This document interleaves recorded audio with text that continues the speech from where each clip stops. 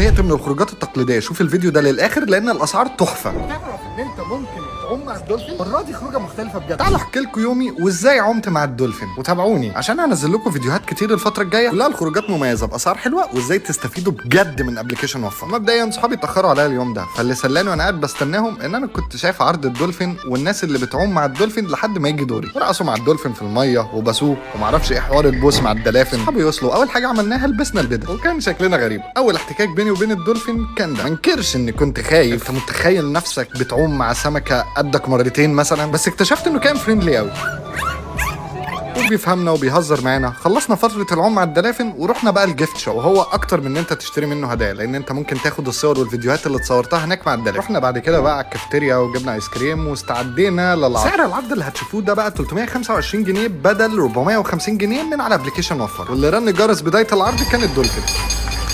بجد يا جماعة الدلافين دي كائنات لطيفة جدا. نفس الكلام برضو على كلاب البحر بتحسهم كده متناغمين ومتفاهمين. يعني مثلا هم في الشو بتاعهم ده بيخلوا الدلافين تغني. انا صورت لكم حتة من الأغنية